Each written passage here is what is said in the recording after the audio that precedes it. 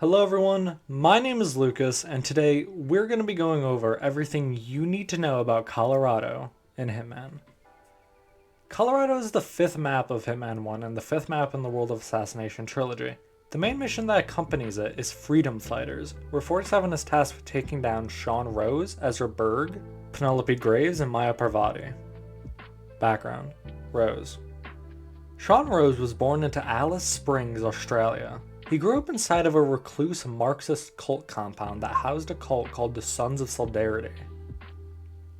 They were formed by a radical economics professor from Melbourne, with Rose's mother being one of his first followers. Sean avoided meeting any non-cult member until the age of 10 when a raid was conducted by the AFP. After this, he was placed into foster care where he bounced around families until the age of 16, where he fell in love with a left-wing Canadian activist and ran away to Vancouver to be with her. Once in Vancouver, he joined another cult, but this time of radical eco-activists. However, Rose's love of violence distanced himself from the cult.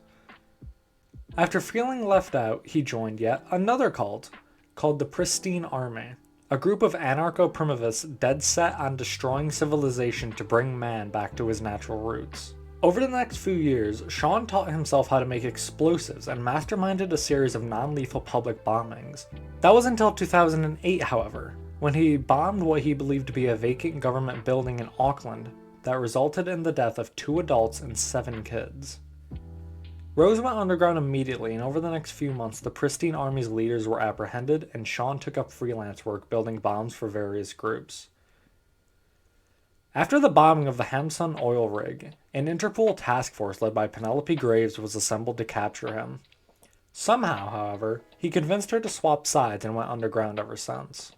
That wasn't until 9 days before the events of Freedom Fighters, where he was spotted at the kidnapping of Thomas Cross. At the time of Freedom Fighters, he is currently dating an assassin and future target, Alma Reynard. They have a kid together named Mercedes, but they are unable to spend much time with her due to their status as international criminals. Sean suffers from a very severe case of OCD, which explains the strictness he uses upon his troops. Thanks to a line in The Finish Line in Hitman 2, we know that Rose's body was found in a shallow grave in the desert next to the farm by some schoolchildren. Given that 47 is not prone to burying his victims and exited the mission with haste because of the fear of getting caught, it is likely the body was buried by Gray. Fun fact: the scar seen on Rose's face here is known as a Glasgow smile, and is done by cutting from the victim's mouth to their ear to give the look of a permanent smile. The best example of this in pop culture is the actor Tommy Flanagan, who's known for playing Chibs in Sons of Anarchy. He got his after being attacked by a gang outside of a nightclub in, well, Glasgow, fittingly. Background: EZRA. EZRA Berg grew up the son of an architect in Israel. He grew up privileged in Tel Aviv until an inspection of the West Bank housing project, which resulted in the Berg family being taken hostage by Hezbollah, an Iranian terrorist group. Soon after, he and his family were rescued by Israeli troops, but not before he developed Stockholm Syndrome and began sympathizing with the Hezbollah. While he was still loyal to Israel, he began to resent their harsh treatment of the inferior group. In university, he studied chemistry and took a keen interest in psychoactive medication. After graduating, he became an intelligence officer with Mossad, where he specialized in chemical interrogations. He earned a reputation for being clean and making anyone crack. While what he was doing wasn't ethical per se, he considered it a lesser evil. Over the years, however, his methods became more and more extreme as he started experimenting with things like amnesia drugs and mind control. This reached a climax when Mossad made him retire early sometime in 2015. Soon after, he sold his house to travel the world, but he has not been seen since. Fun fact: in early development, 47 was originally going to be able to disguise as EZRA, which would be the only time that you could dress up as a target in the trilogy. Background: Graves. Penelope Graves might be the smartest target in the entire series next to Ottmeyer. She has an IQ in the upper 190s and was able to speak fluent English at only 6 months old and studied college-level physics at age 5. However, she focused more so on game theory and criminal psychology. Non-surprisingly, she graduated valedictorian of Cambridge and was quickly recruited as a criminal profile for the NPCS. She rose through the ranks quickly and caught the attention of Interpol, who snatched her up, and she became the best anti-terror profiler in the history of the organization. As stated before, she was the head of the task force assembled to capture Rose, but swapped sides. ICA moles within Interpol cannot find any evidence to point to her being undercover, but they have, however, found evidence of a corruption conspiracy at the UN that Graves uncovered but was buried by her bosses.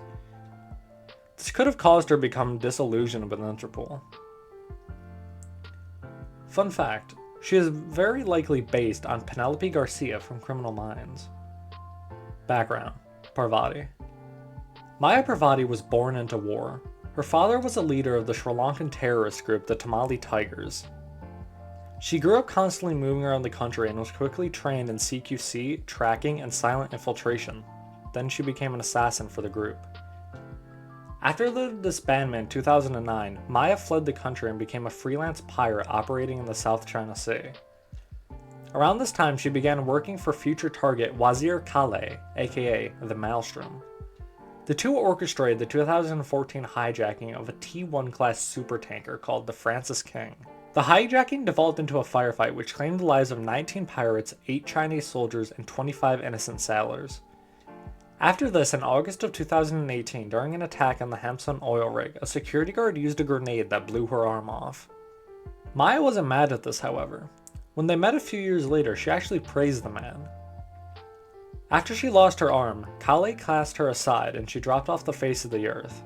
How she became involved with the militia is as of yet unknown. Fun fact, there's a great detail by AO that 47 cannot actually damage her by shooting her prosthetic arm. Background: Colorado. This mission is set 2 months after the events of Club 27 in January of 2020. 47 is sent here after the revelation in Club 27 that all of his contracts since Showstopper have been ordered by the same shadow client. The ICA has tracked a hacker he's been using by the name of Olivia Hall to the farm. Eric Soders, the chief board member of the ICA, tasked 47 to infiltrate the compound and take out the leaders. But Diana disagrees with this plan as she believes they should try to learn more first. Diana goes against orders and asks 47 to investigate further while on assignment. He does so, finding a hidden war room under the farmhouse. Inside, he discovers the shadow client has been tracking him for years, as well as a bunch of Providence members. Among the names of Providence members, 47 sees Soder's name. Uncovering enough, 47 quickly leaves, unaware that the shadow client is watching him with a rifle. Colorado layout. Colorado's layout consists of 4 main areas: the farmhouse, explosive range, barn, and barracks. Sean patrols the whole map, but primarily the farmhouse and explosives range. Graves stays in the farmhouse on the first floor. Maya supervises the training grounds at the barn, while Ezra stays in the basement and makes occasional trips to the nearby shed. This map is unique in the fact that everywhere is considered a hostile zone while in a suit, which is probably one of the reasons that it is the most hated map in the series next to Haven. Unique NPCs. Colorado only has 5 unique NPCs this time around. Let's have a look. Lloyd Burgess is the point man of the militia and the best soldier they have. Robert Powell is the cook for the camp. William Candler is a Providence Herald. He is tied up in the basement of the farmhouse and is being interrogated by Ezra for information on the Constant and the Partners, as well as Gustavo Torres' motorcade route. While talking to Berg, he correctly guesses that Viktor Novikov and Iago sold information that led to their downfall of their operations in Sapienza and Marrakesh. Gustavo Torres is the Mexican Secretary of the Interior. The militia is planning on attacking his limousine and killing him to steal important documents, as he is the highest-ranking Providence member in Latin America. Simon Devereaux is the CEO of Biosphere, who has alleged ties to Providence. He's very well guarded, so Rose planned on killing him by placing an explosive inside of his Link 4 smartwatch before it got delivered to him. According to Lowe, an Ark Society architect, Simon bought land in Greenland from the Danish government to help further the Society's Hyperbora initiative, which was a plan to build cities for the elite in the Arctic Circle. This plan was reformed, however, and instead only built one city, which became the home to Arthur Edwards, aka the Constant. Disguises. Colorado has 10 disguises, with 4 being unique. Tactical gear, which is obtained by starting the mission. Explosive Specialist, which allows access to the explosive testing range. Hacker, which allows access to the farmhouse minus Sean's room in the basement. Militia Cook, which can be obtained from Robert Powell and allows access to the main grounds of the compound. Militia Elite, which allows access to the main grounds, shed, and farmhouse. Militia Spec Ops, which allows access to the barn and the grounds of the compound. This alpha is a rare instance of a disguise having 0 enforcers. Militia Soldier, which allows access to the main grounds of the compound. Militia Technician, which is the exact same as the soldier, but can tamper with generators without being suspicious. Point Man, which can be obtained from Lloyd Burgess and allows access to the Red Barn. This alpha is special in the fact that if you are playing this map in Hitman 2 specifically, this is the only alpha in the World of Assassination trilogy that allows you to carry a sniper rifle. Scarecrow, which can be obtained from a scarecrow on the northeast side of the farm, shown here. Otherwise, it is the same as the suit. Mastery. While the challenges in Colorado can be a bit difficult just because of the map, grinding Mastery is 100% worth it in Colorado as it has some of the best unlocks of any map. Most notably, the RS-15 at level 2, Disposable Scrambler at level 10, and Seeger 300 at level 15. Easter eggs. Colorado has some of the best Easter eggs in this series in my opinion, so let's have a look at them. Wicker Man. To start this Easter egg, bring a sniper, preferably a silenced one with a 4x zoom. Dress as the Scarecrow and head to the water tower, where you'll need to shoot these 4 bells in this specific order. You'll know you hit the bell if you hear. After shooting all 4 bells in the correct order, this will happen.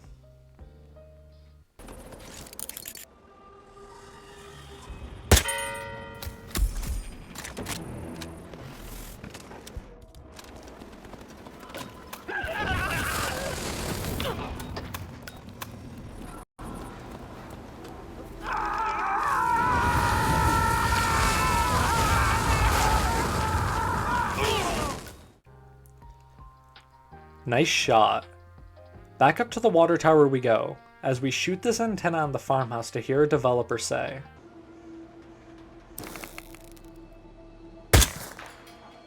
Nice shot. Really. Freedom Fighters. The name of this mission is actually a reference to another IOI game called, well, Freedom Fighters. Reptires. This is the first instance of a secret exit in the trilogy. Start by collecting 10 apricots from the crates scattered around the level. Then, grab the quad bite keys from the shed and the hallucinogenic drugs from EZRA's shed. After this, go to the house and upstairs to the room where 2 people are gaming and feed the 10 apricots to the dino scooter. Once all 10 are gone, it will disappear, then proceed to the quad bike exit to see this.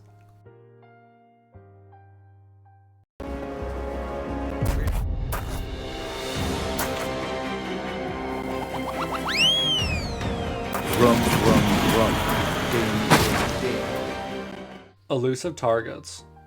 Colorado only has 2 elusive targets this time around. Let's learn a bit more about them. The Chameleon.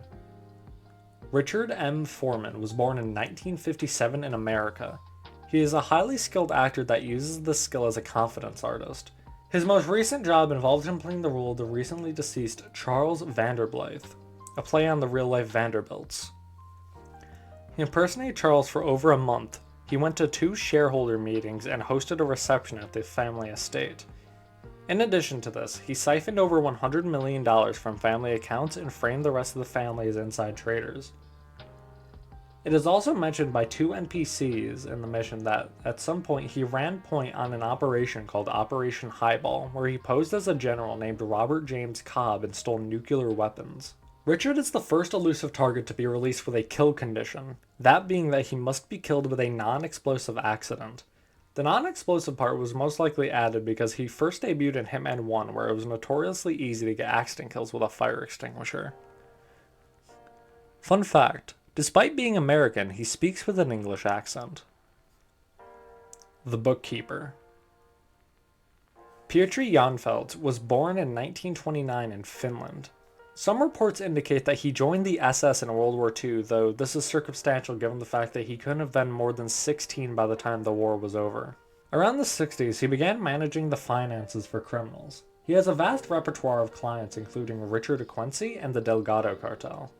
It is believed he has many connections within law enforcement, as he constantly seems to narrowly miss police raids. The client for this hit is someone by the alias of Loxley. This is a character that I'll dive more into in the Patient Zero video. But for now, in addition to killing Petrie, he requests that 47 steal his client ledger. Janfelt is an interesting case, as he is one of the few targets that tries to flee the map when threatened. He is very skittish and will flee once either one of his guards goes missing or an explosion occurs anywhere on the map, which doesn't make much sense considering there is literally an explosive testing range on the map. And that is everything you need to know about Colorado and Hitman. Shockingly, this video wasn't actually as hard to record as I first thought it would be, so that's nice.